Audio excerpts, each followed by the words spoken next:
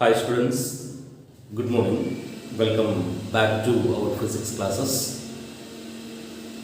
Today we are going to revise the chapter Semiconductors. In semiconductors, electronic devices, the unit name is electronic devices, and from this section electronic devices, this time in your syllabus only two chapters related to the electronic devices only included now, which means there are four chapters related to electronic devices are there. From the two chapters are removed. Chapter number 31 from your textbook, chapter number 31 starts with the electronic devices, and 32 is junction diodes, 33 is junction transistor, and 34 is logic gates. And from the 33 and 34, transistor and logic gates both are removed from your syllabus. So you have to learn only two chapters, that are semiconductor electronics, that is chapter number 31, and junction diodes, chapter number 32. And total 7 marks are allotted for these electronic devices, which means from these two chapters you can score those 7 marks. So it is very easy to score those 7 marks if you are preparing properly these two chapters. 7 marks is very crucial in your answer sheets. So don't lose these 7 marks. Okay, so that is the preface to these unit electronic devices. So this concept, we will discuss these two chapters at a stretch. That means that chapter separation we are not giving here. According to the textbook, these are two chapters, but we will go through the concepts as a continuation. See, the chapter starts with the first chapter, semiconductor electronics, starts with band theory of semiconductors. That means classification based on band theory. So during the initial chapters, we have seen that there are three kinds of materials based on electrical property. They are insulators, conductors, and semiconductors. So the properties of insulators and conductors that we have already seen, and now we can go for semiconductors. So how you can differentiate these three? So the better way to explain, better way to differentiate the materials is based on the band theory of atomic band theory. Which means when you consider a material, in that material atoms are there and atoms are forming molecules, and when atoms are combined, they will make energy bands, and how these energy bands are arranged, or how electrons are arranged in these energy bands, that determines or that makes the classification between conductors, insulators, and semiconductors. So when a crystal is formed, we can have two kinds of bands, energy bands are generated. We have already discussed during the classes. They are valence band and conduction band, bonding energy levels and anti-bonding energy levels.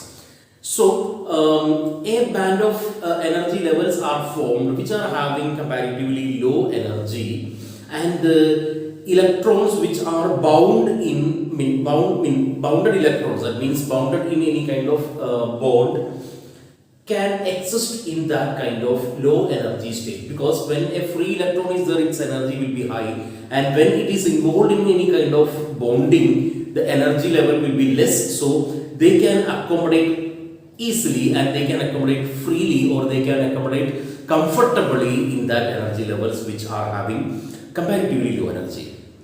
and those band, that means those energy levels which are forming a band, and that band is known as the valence band. That is known as valence band. Remember, in valence band, bounded electrons are present. And there is another energy level, that is energy band, including different energy levels which are comparatively high energy state, which means electrons which are higher energy means they are not involved in any kind of bonding. So such electrons can easily present or comfortably present in that higher energy state. Electrons which are present in the conduction band is responsible for the electrical conductivity. When that is free electrons, simply we can say that they are free electrons. So electrons which are free from bond, which are having high energy, which are almost free electrons, which are responsible for the conduction, electricity conduction or current conduction, and those electrons present in the conduction band are responsible for the conduction of electricity. So, depending upon the population in valence band and conduction band, or how you can change the population in conduction band, that makes actually the differentiation between conductors, insulators, and semiconductors. So in insulators, valence band and conduction band are well separated. That means more than 3 electron volt energy gap is there between valence band and conduction band. It's a band, which means it is a upper level and lower level. So upper level of valence band and lower level of conduction band, upper level of valence band and lower level of conduction band, both are separated by a well-defined energy difference, that means more than 3 electron volt. Then electrons will be present in valence band only. From valence band, it is tough to make or transit electrons from valence band to conduction band. That means you have to supply more than 3 electron volt for you have to give more energy for electrons to move from valence band to conduction band. That means almost conduction band is empty. Population is very, very less. Such materials are free from free electrons. So that materials are insulators. Clear? And in some materials, what happens is lower level of conduction band will be below the upper level of valence band. So what will happen? Valence band and conduction band are in the overlapped state. So even though electrons are present in the valence band, they can accommodate in the conduction band also, which means their conduction band is rich in electrons. Such materials are conductors. So in some other materials, upper level of valence band and lower level of conduction band both are separated by a small energy gap. That energy gap is known as forbidden energy gap. Why it is forbidden energy gap? Because it is the energy difference between, energy which forbids the movement of electrons from valence band to conduction band. So it is less than 3 electron volt. If it is less than 3 electron volt, so by easy methods, by thermally agitating, you can move electrons from the valence band to conduction band. Such materials are actually semiconductors. So semiconductors, one advantage of semiconductors is its electrical conductivity can be easily enhanced. That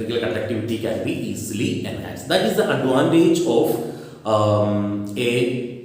semiconducting material. Generally, the 14th group element are semiconductors. Antimony, silicon, germanium, all these are the 14th group elements, and they are generally semiconductors.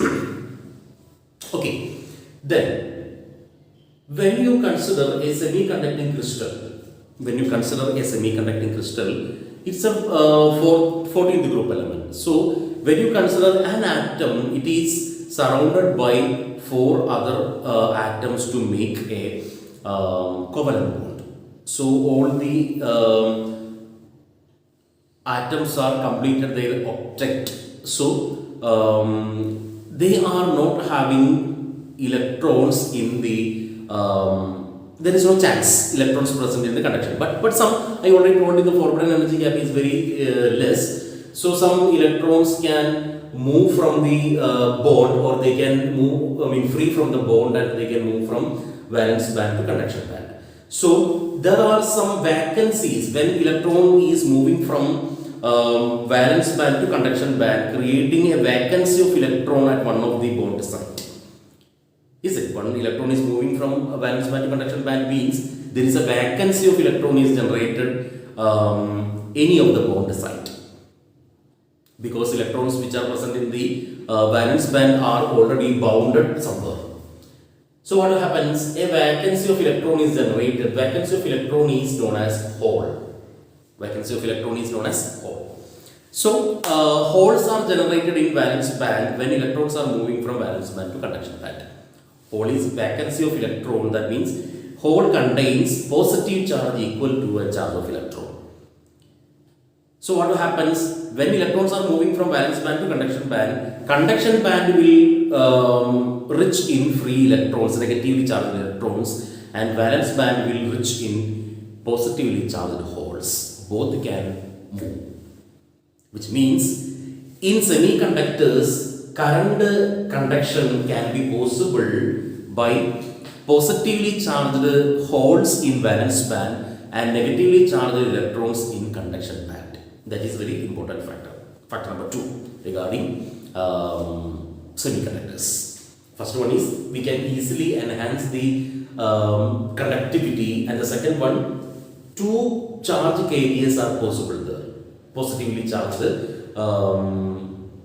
holes in valence band, negatively charged electrons in the conduction band. Okay, so that is another advantage of semiconductors.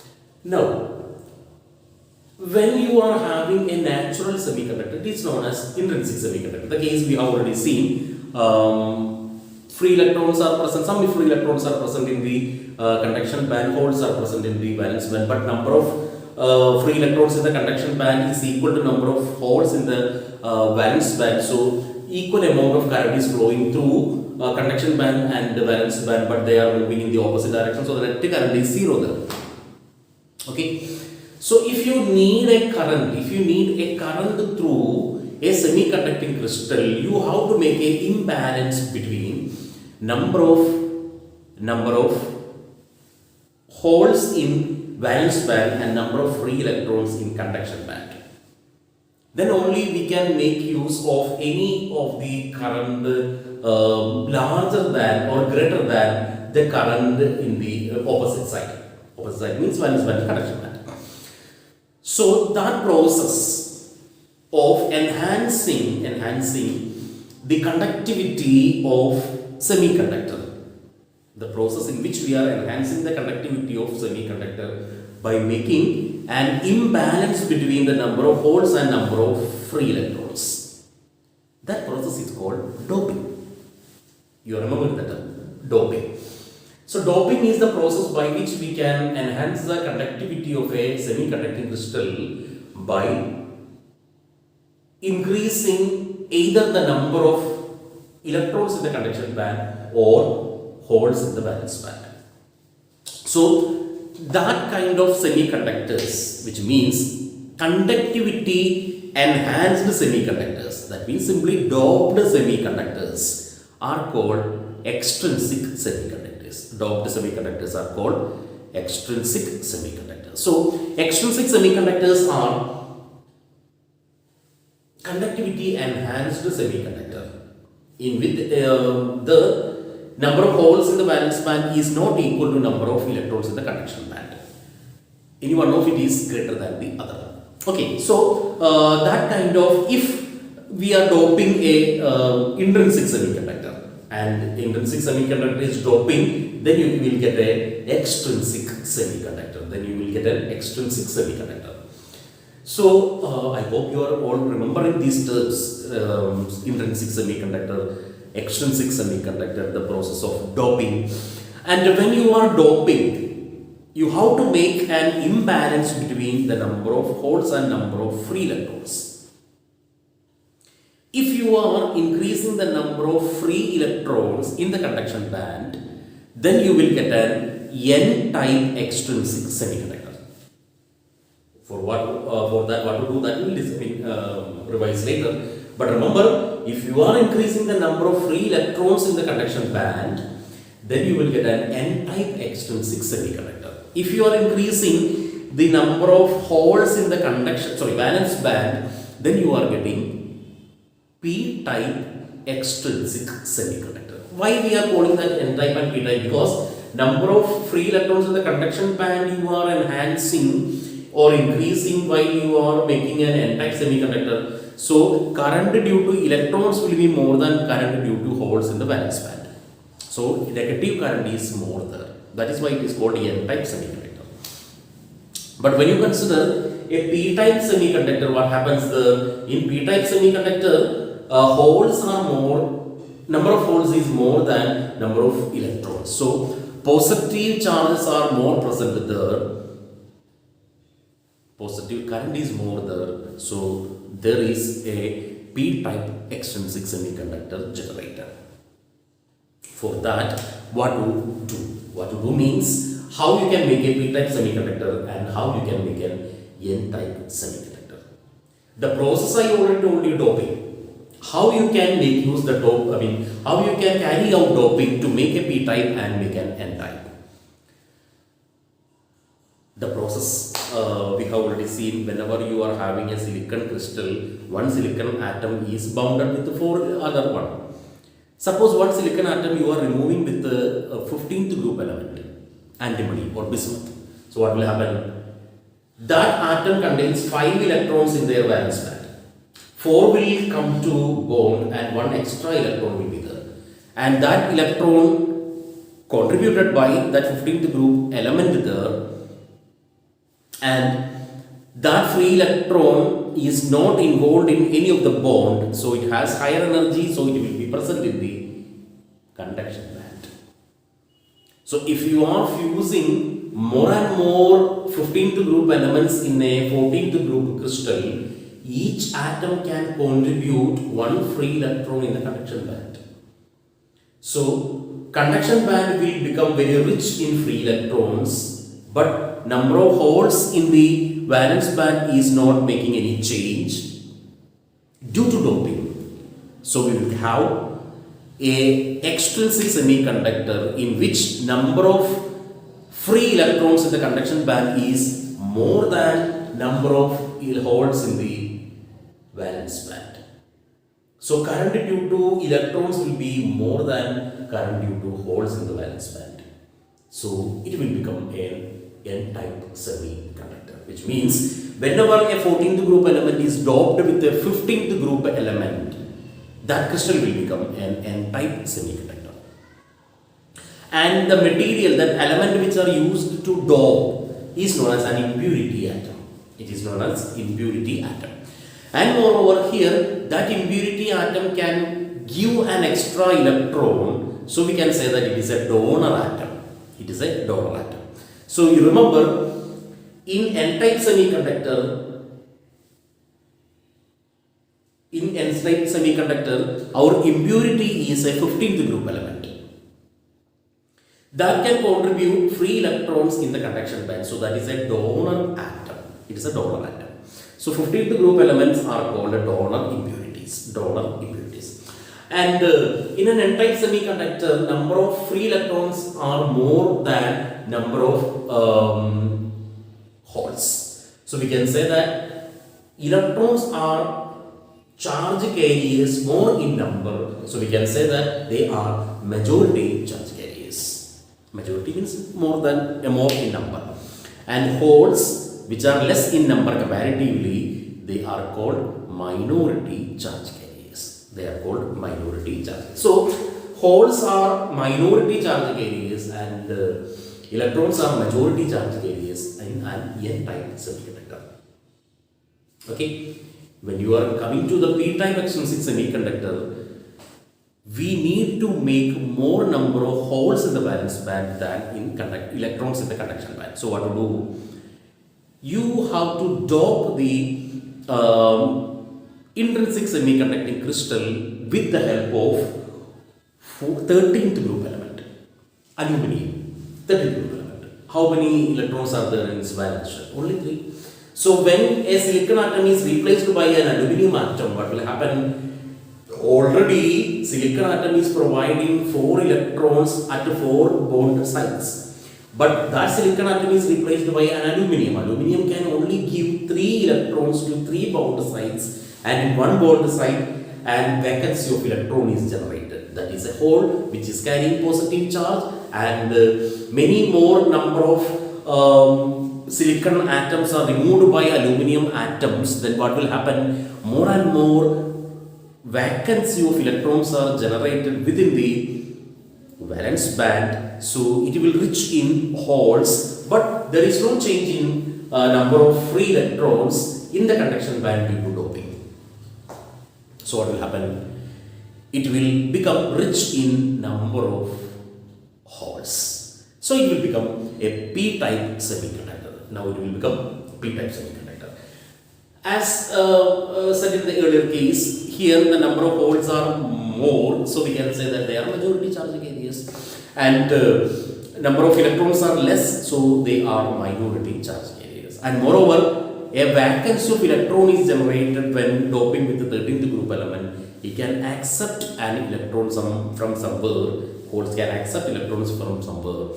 So 13th group elements are called acceptor impurity atoms. Acceptor impurities. So that is the process of doping. While when we want to make an extrinsic semiconductor, you can make use any of these methods. That means you can dope it with a 13th group element or a 14th group element to make it a p-type, or 13th or 15th group element to make it a p-type or n-type semiconductor. If it is doped with the 13th group element, it will become p, and if it is doped with the 15th group element, it will become n-type.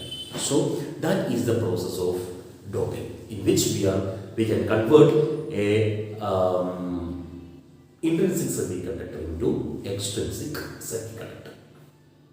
Okay, revise it, and we will continue with these semiconductors in the next class.